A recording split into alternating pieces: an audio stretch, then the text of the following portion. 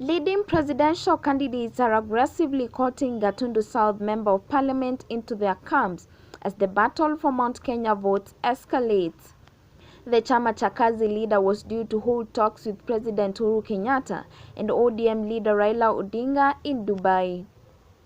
Uhuru is in the UAE Dubai for a 3-day official visit and is scheduled to preside over the Kenya National Day at the Expo 2020 Dubai and hold bilateral talks with the UAE leadership.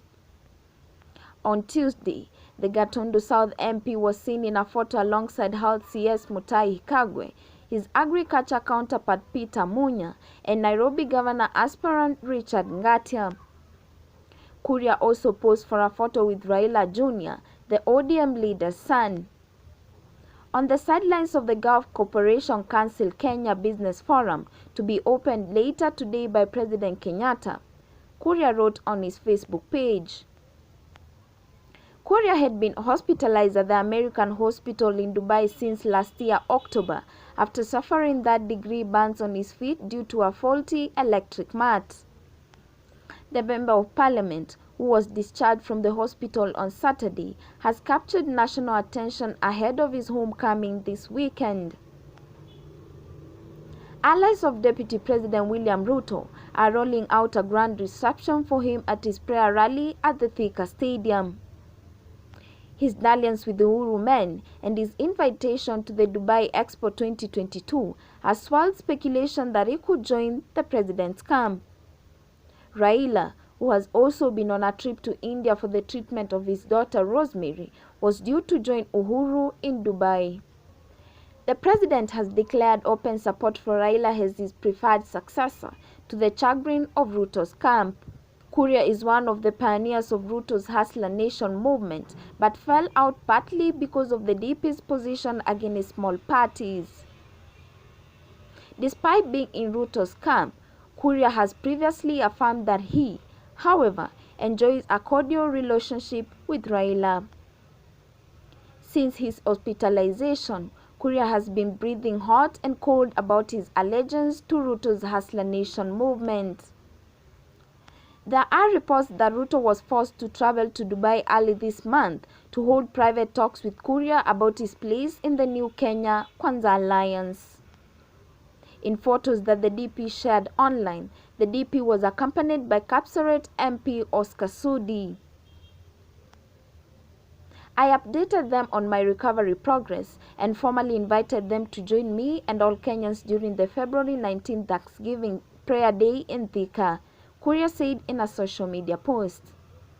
Kuria, a man with a stinging tongue, is a political mobilizer par excellence known for deploying grassroots skills to endear himself to voters. He was instrumental in the victory of the Hustler Nation in past by-elections, including Juja constituency, where he fronted George Koimburi of People's Empowerment Party. The MP was also key in the UDA campaigns in the Kiambaa by-elections, where John Wanjiku beat the Jubilee candidate. Kuria had pulled out his PEP candidates to give UDA a clear path to victory before moving to Chama Cha Kazi. He is seen as a big political fish with the political clout to boost either side's presidential campaigns and optics ahead of the August 9 polls.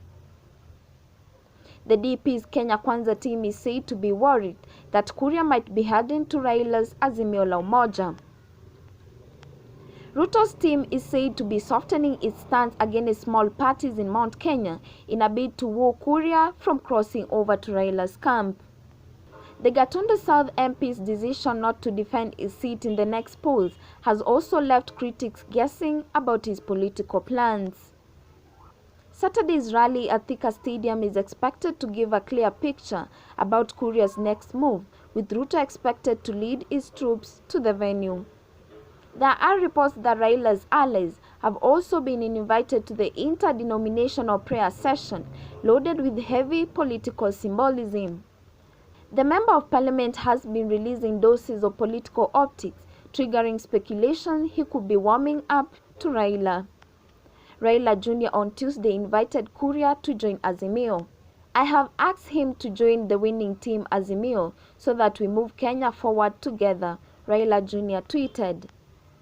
In 2021, Kuria through his Chama Cha Kazi, ex-Agriculture CS Mwangi, the Service Party and Mother Karua's NAK Kenya launched the Mount Kenya Forum. The forum was to fight for the region's rights within the political formations. Karua, the chairperson of the forum, has since joined One Kenya Alliance and teamed up with Wiper boss Kalonzo Musyoka, Senator Gideon Moi of Kanu and Cyrus Jirongo. They have hinted that they might join Raila's Azimio la Umoja team and support his presidential bid. Kuria and Kiunjuri were said to be unhappy with Ruto's decision to block any coalition with affiliate parties from Mount Kenya. Kiunjuri was the first to lift the lead on the simmering tensions, declaring that TSP's support for the DP was not guaranteed in 2022. On whether we will support Ruto, it is very clear it is a mutual understanding. Whether we are going to support him in UDA or not depends on our membership, he said.